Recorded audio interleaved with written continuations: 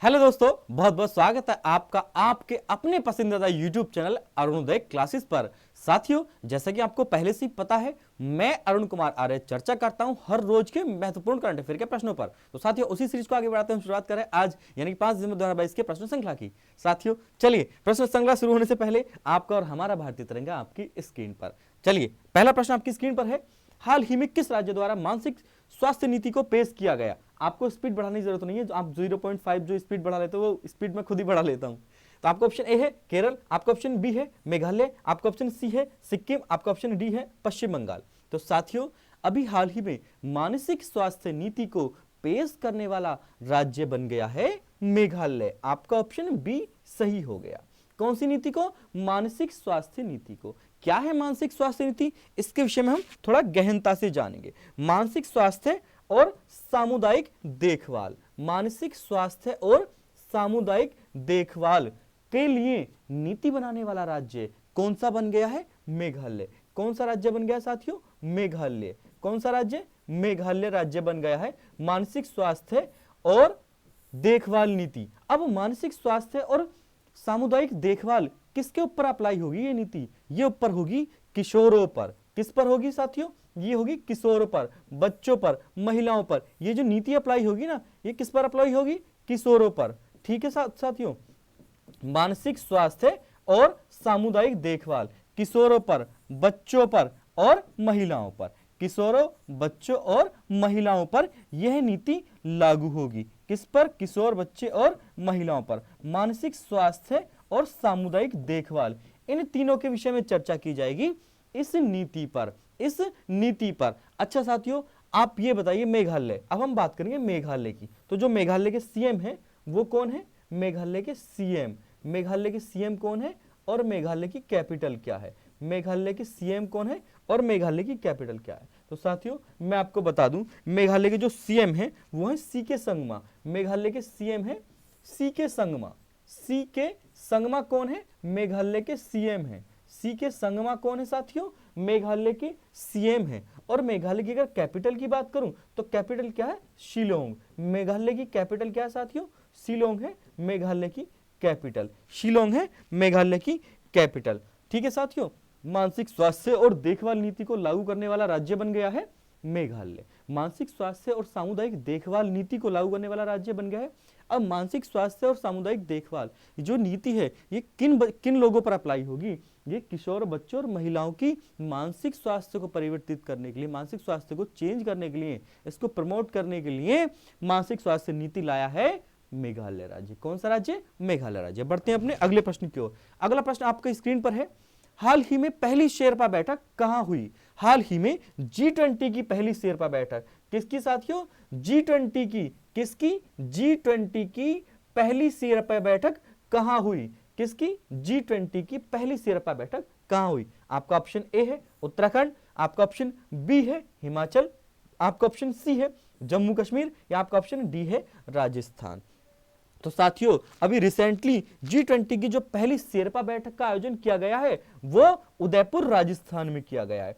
कहां पर? उदयपुर राजस्थान में। कहां? उदयपुर राजस्थान में G20 के पहली शेरपा बैठक की गई है। आपका ऑप्शन डी सही हो गया। थोड़ा सा जानेंगे शेरपा बैठक के विषय में। किसके विषय में? शेरपा बैठक। शेरपा बैठक। तो साथियों, ये बैठक किसकी हुई है? G20 की। किसकी हुई है साथियों? ये G20 की शेरपा बैठक हुई है। G20 की शेरपा बैठक हुई है। ठीक है, कहां हुई है? ये हुई है राजस्थान में। कहां हुई है साथियों? ये हुई है राजस्थान में। कहां? राजस्थान में हुई है शेरपा बैठक। किसकी? G20 की। किसकी साथियों? G20 की। अब इस बैठक का जो विषय है नहीं, विषय किसकी बात करेंगे हम? विषय की बात करेंगे। इस बैठक का क्या विषय है? किसकी बात करेंगे साथियों? इस बैठक के विषय पर चर्चा करेंगे। ठीक है साथियों, अब ये भू राजनीतिक जो संकट आया है, भू राजनीतिक संकट, इस मुद्दे पर चर्चा करेंगे शेरपा। भू राजनीतिक संकट, भू राजनीतिक संकट तथा भू राजनीतिक संकट तथा अभी हाल ही में मुद्रास्फीति से जो लोन में वृद्धि हुई है। किससे? मुद्रास्फीति से। मुद्रास्फीति से। मुद्रास्फीति से वैश्विक ऋण में जो वृद्धि हुई है, मुद्रास्फीति से वैश्विक ऋण में वृद्धि हुई है, इस विषय पर, इन टॉपिक पर वैश्विक ऋण में वृद्धि, किसमें, वैश्विक ऋण में वृद्धि हुई है। तो इन विषयों पर चर्चा करेगी कौन, ये शेरपा बैठक। कौन सी बैठक, शेरपा बैठक। अच्छा, जो शेरपा बनाए गए हैं G20 के, मैं आपको बता दूं G20 क्या है, ग्रुप ऑफ 20 है ना, 19 देश हैं और एक यूरोपियन ऑर्गेनाइजेशन है। किसकी बात हो रही है, शेरपा की। तो शेरपा कौन बने हैं, नीति आयोग के पहले जो सीईओ थे वो अमिताभ कांत जी। कौन, अमिताभ कांत। कौन साथियों, अमिताभ कांत हैं शेरपा। अमिताभ कांत हैं शेरपा। अमिताभ कांत है किसके, G20 के शेरपा हैं। अमिताभ कांत कौन है, शेरपा। किसके, G20 के शेरपा कौन है, अमिताभ कांत। ठीक है साथियों, अब मैं बात करूं अगर G20 की, किसकी, G20 की। तो अभी हाल ही में G20 की बैठक हुई थी।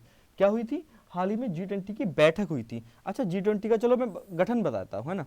अब आप यहां लिखेंगे अब गठन। तो G20 का जो गठन है वो कब हुआ था, 1999 में हुआ था। G20 का जो गठन हुआ था साथियों वो 1999 में हुआ था। कब हुआ था, 1999 में हुआ था G20 का गठन।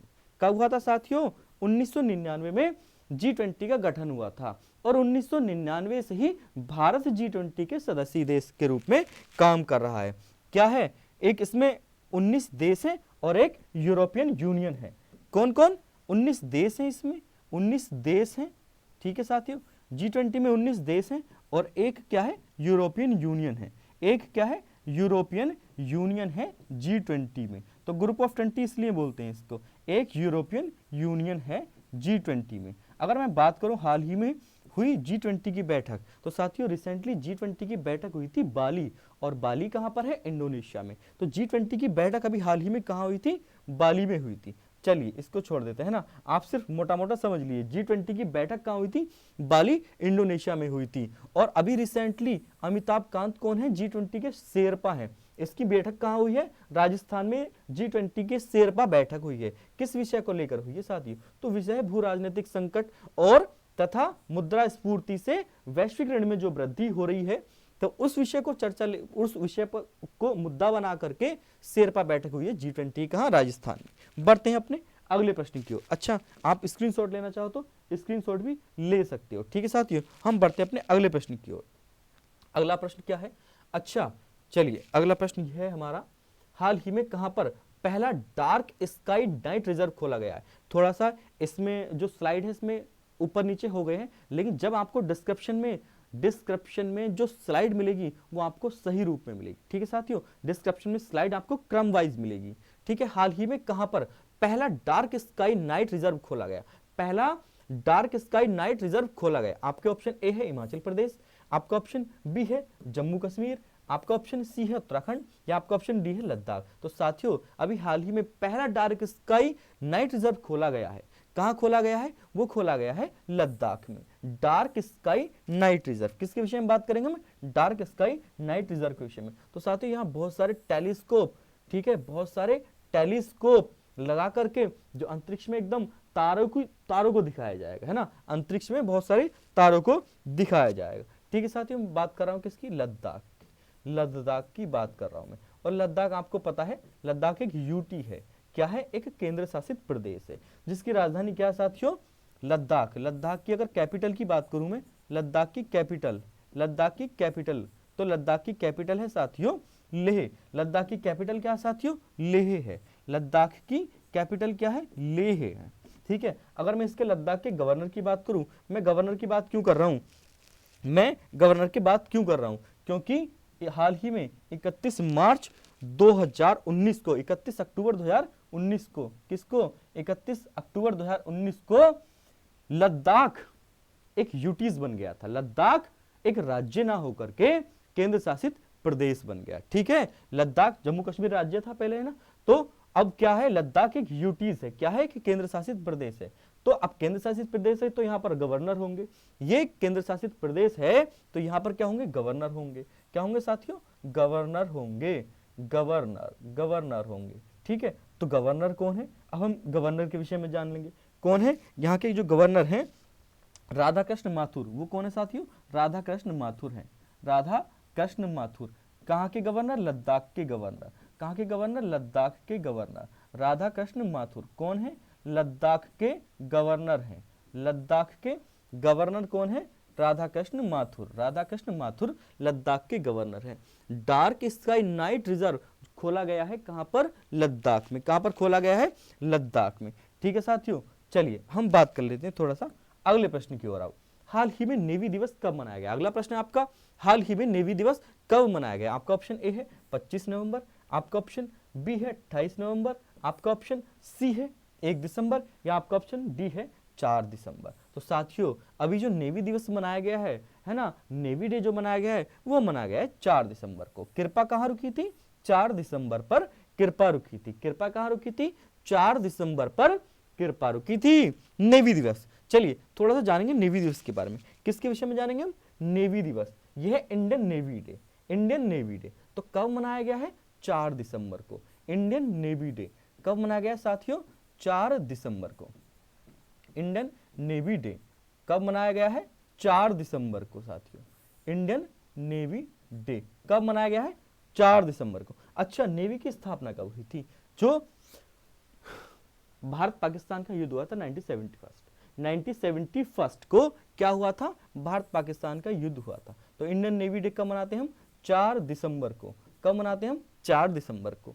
साथियों मैं बात कर रहा हूं 1971 के भारत पाकिस्तान के युद्ध की। 1971 के भारत पाकिस्तान के युद्ध की, इंडिया पाक युद्ध, इंडिया पाक वार की, इंडिया पाक वार की बात कर रहा हूं मैं। तो साथियों 1971 का जो इंडिया पाकिस्तान का युद्ध हुआ था, इसमें भारतीय नेवी ने अपना अमूलभूत योगदान दिया था।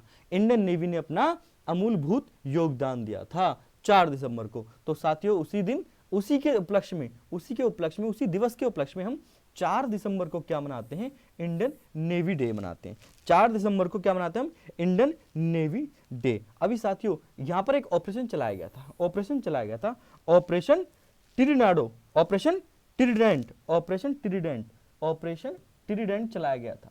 मैं बात कर रहा हूं ऑपरेशन जो भारत पाकिस्तान का युद्ध हुआ था 1971 में। तो नेवी की तरफ से जो ऑपरेशन चलाया गया था वो ऑपरेशन ट्रीडेंट था। ऑपरेशन ट्रीडेंट, ठीक है साथियों, ऑपरेशन ट्रीडेंट था। और इसी ऑपरेशन ट्रीडेंट की वजह से इंडियन पाकिस्तान वॉर जो हुआ था तो उसमें भारत ने विजय पाई थी। ठीक है साथियों, तो 4 दिसंबर को क्या मनाते हैं हम? इंडियन नेवी डे बनाते हैं। 4 दिसंबर को क्या मनाते हैं हम? Indian navy day. अगर मैं बात करूं इसके एडमिरल की, किसके? नेवी के एडमिरल की। मैं दूसरा पेन लेता हूं, पेन में बड़ा कंफ्यूज होता हूं। मैं बात करूं नेवी के एडमिरल की, नेवी के एडमिरल, नेवी एडमिरल हैं आर हरि कुमार। नेवी के एडमिरल हैं साथियों कौन? आर हरि कुमार। नेवी के एडमिरल हैं कौन? आर हरि कुमार। कौन है साथियों? आर हरि कुमार हैं नेवी के admiral. R Hari Kumar navy के एडमिरल है। नेवी प्रमुख कौन है? आर हरि कुमार। नेवी प्रमुख कौन है? आर हरि कुमार है नेवी प्रमुख। ठीक है साथियों, मैंने सब कुछ लिखवा दिया। इंडियन नेवी डे 4 दिसंबर है ना। 4 दिसंबर क्यों? क्योंकि 4 दिसंबर 1971 को इंडिया पाकिस्तान का जो वॉर हुआ था ऑपरेशन ट्रीडेंट के नाम से, नेवी ने इसमें पार्टिसिपेट किया था और अपना अमूलभूत योगदान दिया था। नेवी के एडमिरल, नेवी प्रमुख कौन है? आर हरि कुमार है नेवी प्रमुख। नेक्स्ट क्वेश्चन की तरफ बढ़ते हैं। हाल ही में अमेरिका की सबसे पुरानी डिक्शनरी, एक अमेरिका की डिक्शनरी है मरियम वेबस्टर। मरियम वेबस्टर की बात कर रहा हूं साथियों। यह अमेरिका की विश्व प्रसिद्ध सबसे प्राचीन डिक्शनरी है। उसका वर्ड ऑफ द ईयर किसे चुना गया है? उसका वर्ड ऑफ द ईयर किसे चुना गया है? आपका ऑप्शन ए है क्वारंटाइन, आपका ऑप्शन बी है पैंडेमिक, आपका ऑप्शन सी है ओलिगार्च, या आपका ऑप्शन डी है गैस लाइटिंग। आपका ऑप्शन डी है गैस लाइटिंग। तो साथियों उसका सही आंसर जो है वो है गैस लाइटिंग। क्या है? गैस लाइटिंग इसका सही आंसर है। अमेरिका की एक डिक्शनरी है मरियम वेबस्टर। कौन सी? मरियम वेबस्टर। किसकी बात कर रहा हूं मैं? अमेरिका की सबसे प्राचीन डिक्शनरी की बात कर रहा हूं।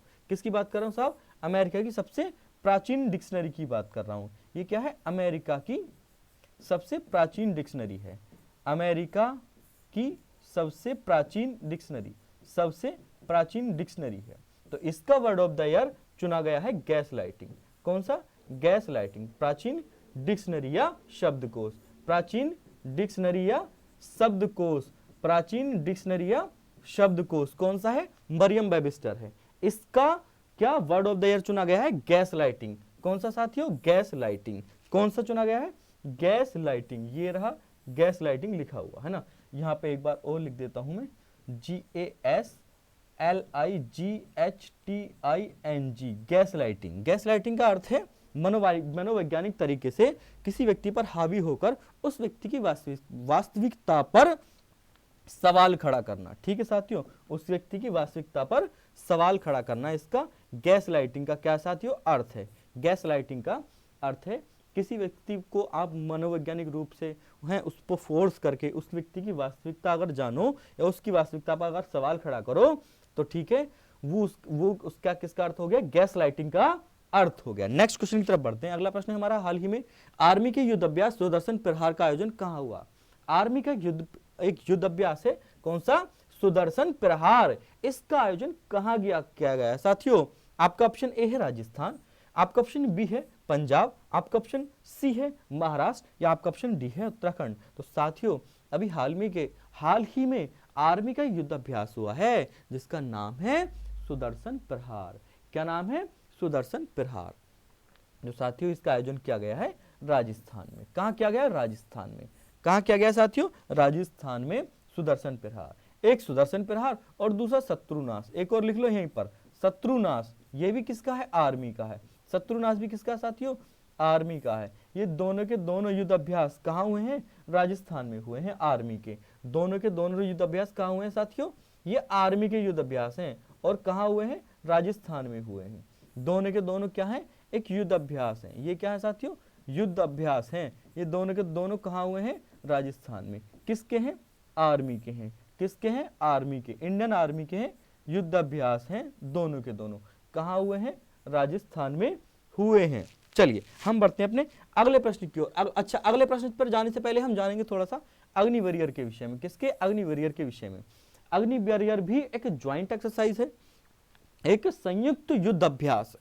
संयुक्त युद्ध अभ्यास है यह ज्वाइंट एक्सरसाइज। किसके क्या है, अग्नि वॉरियर किसके मध्य हुई है, बिटवीन इंडिया एंड सिंगापुर। किसके मध्य हुई है साथियों, इंडिया एंड सिंगापुर के मध्य है।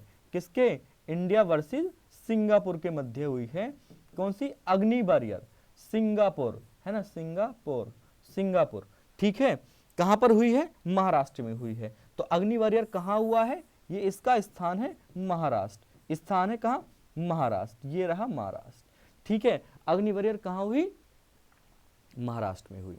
भारत और सिंगापुर का एक संयुक्त युद्ध अभ्यास है साथ। क्या है, संयुक्त युद्ध अभ्यास है। अगले प्रश्न की ओर बढ़ते हैं।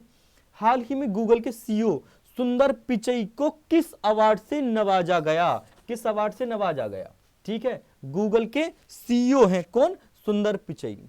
आपका ऑप्शन ए है भारत रत्न, आपका ऑप्शन बी है पद्म विभूषण, आपका ऑप्शन सी है पद्म भूषण, या आपका ऑप्शन डी है पद्म श्री। तो साथियों अभी हाल ही में गूगल के सीईओ हैं कौन, सुंदर पिचई जी। उन्हें नवाजा गया है पद्म भूषण से। आपका ऑप्शन सी एकदम करेक्ट हो गया। आपका ऑप्शन सी एकदम करेक्ट हो गया। चलिए थोड़ा सा जानेंगे सुंदर पिचई जी के विषय में। सुंदर पिचई जी के विषय में, किसके विषय में, सुंदर पिचई जी के विषय में। अच्छा, ये दो कंपनी के सीईओ हैं। किसके, दो कंपनी के सीईओ हैं। एक तो है अल्फाबेट और दूसरी है गूगल। ये सीईओ हैं, सीईओ हैं। ठीक है, किसके, एक तो गूगल के और दूसरे अल्फाबेट के। अल्फाबेट एक अमेरिका की प्रसिद्ध टेक्नोलॉजिकल कंपनी है, टेक्नो कंपनी है। किसके, गूगल के, GULL गूगल के, और अल्फाबेट के, ALPHABET, अल्फाबेट है ना। अल्फाबेट क्या है, एक अमेरिका की टेक कंपनी है। अमेरिका की एक टेक्नोलॉजी कंपनी है।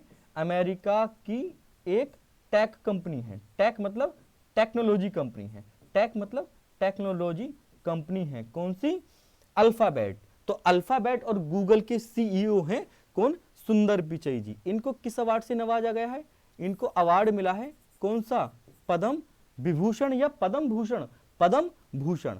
इनको कौन सा अवार्ड मिला है, पद्म भूषण। इनको क्या मिला है साथियों, इनको मिला है पद्म भूषण। क्या मिला है, पद्म भूषण। आपको पता होगा ये भारतीय नागरिक को दिया जाने वाला एक विशिष्ट सम्मान है। अच्छा, अगर मैं बात करूं पद्म भूषण, पद्म विभूषण, पद्मश्री या भारत रत्न की? तो साथियों जो भारतीय नागरिक को दिया जाने वाला सर्वोच्च सम्मान है वो कौन सा है साथियों? वो है कौन सा सर्वोच्च सम्मान? वो है भारत रत्न। वो कौन सा है? भारत रत्न। वो कौन सा सम्मान है? भारत रत्न। ये 1 नंबर पर आता है ना। कितने नंबर पर आता है साथियों? 1 नंबर पर आता है। ठीक है, तो 3 सर्वोच्च सम्मान दिए जाते हैं। 3 सम्मान, सर्वोच्च सम्मान दिए जाते हैं किसकी ओर से? भारत सरकार की ओर से। भारत किसी भी व्यक्ति को एक विशिष्ट क्षेत्र में विशिष्ट कार्य करने के लिए उसको सम्मान देती है भारत सरकार 3 रूपों में। एक तो सर्वोच्च सम्मान, सर्वोच्च नागरिक सम्मान, तो वो है साथियों कौन सा? भारत रत्न। कौन सा? भारत रत्न। ये है हमारा भारत रत्न। ये है भारत रत्न। ये कौन सा है? भारत रत्न। अगर दूसरे नंबर पे बात करूं तो वो दिया जाता है साथियों कौन सा? पद्म विभूषण। पद्म विभूषण मैं हल्का हल्का छोटा छोटा लिख देता हूं। कौन सा? दूसरे नंबर का सर्वोच्च नागरिक सम्मान है पद्म विभूषण। दूसरे नंबर का सर्वोच्च, इसको ऐसे लिख देते हैं हम। 1 सेकंड रुकिए, बस 1 सेकंड, है ना। तो हम किसकी बात कर रहे हैं? दूसरे नंबर का। दूसरे नंबर का तो दूसरा जो सर्वोच्च नागरिक सम्मान है वो कौन सा है? और तीसरा जो है वो भी मैं लिख देता हूं। तीसरा भी मैं यहां पर लिख देता हूं। तीसरा है पद्म भूषण। तीसरा साथियों पद्म भूषण। दूसरा है पद्म विभूषण। दूसरा है पद्म विभूषण। दूसरा है पद्म विभूषण। पद्म विभूषण। और तीसरा है पद्म भूषण। पद्म भूषण। तो अभी जो हाल ही में गूगल और अल्फाबेट के सीईओ हैं सुंदर पिचई, भारतीय मूल के हैं, मदुरै में जन्मे हैं, तमिलनाडु में। मदुरै में जन्मे हैं, तमिलनाडु के हैं, भारतीय मूल के अमेरिकी। भारतीय मूल के अमेरिकी गूगल के और अल्फाबेट के सीईओ हैं कौन? सुंदर पिचई जी। इनको दिया गया है भारत सरकार की ओर से पद्म भूषण। क्या दिया गया है? पद्म भूषण। अगर आप स्क्रीनशॉट लेना चाहो तो स्क्रीनशॉट भी ले सकते हो साथियों। ठीक है, आपको स्लाइड जो है ये पीडीएफ के रूप में डिस्क्रिप्शन बॉक्स में मिलेंगे, आप डाउनलोड कर सकते हो। नेक्स्ट क्वेश्चन है हमारा, हाल ही में राष्ट्रीय जैव विविधता आयोग का अध्यक्ष बनाया गया। राष्ट्रीय जैव विविधता आयोग का अध्यक्ष बनाया गया। आपका ऑप्शन ए है अरुण कुमार मिश्र, आपका ऑप्शन बी है एन.के. सिंह, या आपका ऑप्शन सी है विजय कुमार त्रिपाठी, आपका ऑप्शन डी है सी अलचेंद्र रेड्डी। तो साथियों सी अलचेंद्र रेड्डी जी को क्या बनाया गया है? राष्ट्रीय जैव विविधता आयोग, राष्ट्रीय जैव विविधता प्राधिकरण का अध्यक्ष बनाया गया है सी अलचेंद्र रेड्डी को। किसको? सी अलचेंद्र रेड्डी को। किसके विषय में जानेंगे हम जानेंगे सी अलचेंद्र रेड्डी के विषय में। किसके विषय में? सी अलचेंद्र रेड्डी के विषय में, है ना। तो साथियों ये है राष्ट्रीय जैव विविधता प्राधिकरण। राष्ट्रीय जैव विविधता प्राधिकरण, ठीक है। जो इसके अध्यक्ष बनाए गए हैं वो बनाए गए हैं सी अलचेंद्र रेड्डी। सी अलचेंद्र। चलिए मैं थोड़ा सा इसके विषय में आपको अच्छे से समझा देता हूं। जैव विविधता अधिनियम 2002 को पारित करने के लिए वर्ष 2003 में राष्ट्रीय जैव विविधता प्राधिकरण बनाया गया। राष्ट्रीय जैव विविधता प्राधिकरण, मैं आपको साफ साफ समझा देता हूं। राष्ट्रीय जैव विविधता प्राधिकरण की बात कर रहा हूं मैं साथियों।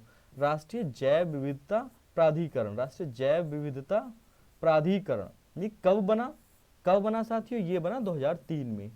राष्ट्रीय जैव विविधता प्राधिकरण, ठीक है। राष्ट्रीय जैव विविधता प्राधिकरण, राष्ट्रीय जैव विविधता, अरे चलिए कोई बात नहीं, मैं लिख देता हूं दोबारा से। राष्ट्रीय जैव विविधता प्राधिकरण की बात कर रहा हूं मैं साथियों। तो ये बना 2003 में। 2003 में जैव विविधता अधिनियम 2002 को पारित करने के लिए इसका गठन किया गया। इसका गठन कब किया गया? मैं बात करूंगा इसके गठन की, तो साथियों इसका गठन किया गया 2003 में। कब गठन किया गया? 2003 में इसका गठन किया गया। किसको? जैव विविधता अधिनियम 2002 को पारित करने के लिए। किस लिए? जैव विविधता अधिनियम, जैव विविधता अधिनियम, जैव विविधता एक्ट, जैव विविधता एक्ट 2002 को पारित करने के लिए। 2002 को पारित करने के लिए क्या बनाया गया? जैव विविधता प्राधिकरण बनाया गया। और सी अलचेंद्र रेड्डी बने हैं जैव विविधता प्राधिकरण के अध्यक्ष। ठीक है साथियों, चलिए अब हम बात करेंगे प्रश्न संख्या 9 की। किसकी बात करेंगे? प्रश्न संख्या 9 की। क्वेश्चन है आपका, हाल ही में विश्व मृदा दिवस कब मनाया गया? विश्व मृदा दिवस कब मनाया गया? आपका ऑप्शन ए है 25 नवंबर, आपका ऑप्शन बी है 29 नवंबर, आपका ऑप्शन सी है 2 दिसंबर, या आपका ऑप्शन डी है 5 दिसंबर। तो साथियों वर्ल्ड सॉइल डे मनाया गया है 5 दिसंबर को। कब मनाया गया है? 5 दिसंबर को वर्ल्ड सॉइल डे मनाया गया है। कब मनाया गया है? 5 दिसंबर को वर्ल्ड सॉइल डे मनाया गया है। ये है हमारा विश्व मृदा दिवस या वर्ल्ड सोइल डे, ये देख सकते हैं आप, वर्ल्ड सोइल डे। ये कब मनाया साथियों हमने? ये मनाया है 5 दिसंबर को। कब मनाया साथियों हमने? ये 5 दिसंबर को मनाया है विश्व मृदा दिवस, विश्व मृदा दिवस। ठीक है। अगर मैं अन्य दिवस की बात करूं, वर्ल्ड कंप्यूटर लिटरेसी डे, विश्व कंप्यूटर साक्षरता दिवस। किसकी बात कर रहा हूं मैं साथियों? मैं विश्व कंप्यूटर साक्षरता दिवस की बात कर रहा हूं। मैं विश्व कंप्यूटर साक्षरता दिवस, विश्व कंप्यूटर साक्षरता दिवस, विश्व कंप्यूटर साक्षरता दिवस। तो साथियों ये हमने मनाया है 2 दिसंबर को। कब मनाया है ये हमने? ये मनाया साथियों हमने 2 दिसंबर को। ये कब मनाया हमने साथियों? ये मनाया हमने 2 दिसंबर को। अगर मैं और बात करूं 2 दिसंबर की, तो साथियों अभी हमने नेशनल पोल्यूशन कंट्रोल डे, राष्ट्रीय पोल्यूशन कंट्रोल डे, यानी कि राष्ट्रीय पोल्यूशन को क्या बोलते हैं हिंदी में, याद नहीं आ रहा मुझे, नियंत्रण, राष्ट्रीय पोल्यूशन नियंत्रण दिवस, राष्ट्रीय प्रदूषण नियंत्रण दिवस, राष्ट्रीय प्रदूषण नियंत्रण दिवस भी कब मनाया हमने? ये भी हमने मनाया साथियों 2 दिसंबर को। ये भी कब मनाया हमने? 2 दिसंबर को। ये रहा नेशनल पोल्यूशन कंट्रोल डे, राष्ट्रीय प्रदूषण नियंत्रण दिवस भी हमने 2 दिसंबर को मनाया। बात करूं इंटरनेशनल जगुआर डे, किसकी? इंटरनेशनल जगुआर डे की। तो इंटरनेशनल जगुआर डे आप मुझे कमेंट सेक्शन में बताइए, इंटरनेशनल जगुआर डे कब मनाते हैं? इंटरनेशनल जगुआर डे कब मनाते हैं? ये आपका इंटरनेशनल जगुआर डे, इसको मनाया हमने 29 नवंबर को। 29 नवंबर को हमने मनाया है international Jaguar day, international Jaguar day. ठीक है साथियों। और विश्व कंप्यूटर साक्षरता दिवस कब मनाया हमने? 2 दिसंबर को मनाया है। विश्व मृदा दिवस कब मनाया हमने? 5 दिसंबर को। कब मनाया साथियों हमने? ये 5 दिसंबर को मनाया है विश्व मृदा दिवस, विश्व मृदा दिवस। चलिए अब हम बढ़ते हैं अपने अगले प्रश्न की ओर। अगला प्रश्न है हमारा प्रश्न संख्या 10। कौन सी? प्रश्न संख्या है 10। अभी हाल ही में किसे अर्थशोट प्राइज 2022 से नवाजा गया? अर्थशोट प्राइज 2022 क्या है? अर्थशोट प्राइज, ठीक है साथियों, इसे पर्यावरण का एक अवार्ड भी बोलते हैं, एक पर्यावरण का सर्वश्रेष्ठ दिया जाने वाला अवार्ड भी बोलते हैं। इको ऑस्कर, पर्यावरण का सर्वश्रेष्ठ अवार्ड। जैसे कि ऑस्कर अवार्ड किस में मिलता है साथियों? संगीत के क्षेत्र में मिलता है। संगीत के क्षेत्र में सर्वश्रेष्ठ योगदान के लिए दिया जाने वाला कौन सा अवार्ड है? ये कौन सा? Oscar award. तो ठीक उसी तरह से इसको पर्यावरण का ऑस्कर भी बोलते हैं। हाल ही में किसे अर्थशोट प्राइज से नवाजा गया? एक एनजीओ है ये, गूंज, आपका ऑप्शन बी है प्रथम, आपका ऑप्शन सी है खेती। खेती क्या है साथियों? एक छोटा सा स्टार्टअप है। और आपका ऑप्शन डी है कृषि केंद्र। तो साथियों अभी खेती एक स्टार्टअप है तेलंगाना का, 2 किसान हैं, 2 यंग किसान हैं, उन्होंने मिलकर एक स्टार्टअप तैयार किया पर्यावरण को बचाने के लिए, पर्यावरण की दृष्टि से अनुकूल रखने के लिए। ठीक है साथियों, green house in a box नाम से। ठीक है, तो उन्हें दिया गया है कौन सा अवार्ड? कौन सा अवार्ड दिया गया साथियों? ये द अर्थशोट प्राइज। कौन सा? The Earthshot prize. मैं किसकी बात कर रहा हूं? द अर्थशोट प्राइज की बात कर रहा हूं मैं, द अर्थशोट प्राइज की बात कर रहा हूं मैं, द अर्थशोट प्राइज। ये किसको दिया गया है साथियों? ये दिया गया है, पहले तो ये जान लो इसको देता कौन है ना? कौन देता है इसको? कौन देता है इस अवार्ड को? कौन देता है? एक एनजीओ है, इस अवार्ड को देती है एक एनजीओ। कौन देता है इस अवार्ड को साथियों? इस अवार्ड को एक एनजीओ है जिसका नाम है साथियों the royal foundation, the royal foundation, the royal foundation. ये 2021 से इस अवार्ड को दे रही है। द रॉयल फाउंडेशन ये 2021 से इस अवार्ड को दे रही है। कब से? 2021 से। कब से? 2021 से। कब से? 2021 से। अब मैं बात करूंगा कब से, तो साथियों इसको ये दे रही है 2021 से। कितने रुपए देती है? कब से? 2021 से। और कितने रुपए की धनराशि देती है? 1 मिलियन की। 1 मिलियन को क्या बोलते हैं आप मुझे कमेंट सेक्शन में बताइए। कितनी राशि देती है साथियों? ये 1 मिलियन राशि देती है।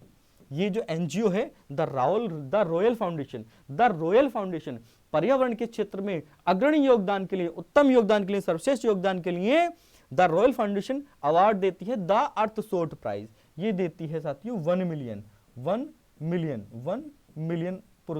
मिलियन रुपीस देती है। ठीक है, अगर मैं बात करूं द अर्थसोर्ट प्राइस की, तो वो किसको दिया गया है साथियों? वो दिया गया है खेती को। किसको दिया गया है? खेती को। KHEYTI, खेती। खेती क्या है? एक स्टार्टअप है। मैं इसकी जगह यहां लिख देता हूं, खेती क्या है? एक स्टार्टअप है। क्या है? एक स्टार्टअप है। एक स्टार्टअप है खेती। तेलंगाना के 2 किसान हैं, उन्होंने पर्यावरण को बचाने के लिए green house in a box नाम से, green house in a box नाम से, किस नाम से? Green house, green house in a box नाम से, green house in a box नाम से एक स्टार्टअप स्टार्ट किया पर्यावरण को बचाने की दृष्टि से। पर्यावरण को बचाने की दृष्टि से बहुत सारे घास के प्लांट खोल दिए, ठीक है, उसको नाम दे दिया गया green house in a box, एक स्टार्टअप है, ठीक है, और उसका नाम रख दिया खेती। तो खेती को मिला है द अर्थसोर्ट प्राइज, द अर्थसोर्ट प्राइज। इसी के साथ हमारी प्रश्न श्रृंखला आज की समाप्त होती है। धन्यवाद। जो अभी स्लाइड का क्रम था ऊपर नीचे, पीडीएफ में आपको सही रूप से क्रम मिल जाएगा। साथियों, सेशन कैसा लगा अवश्य बताइए। इसी के साथ आज की सेशन को समाप्त करते हैं। सादर धन्यवाद।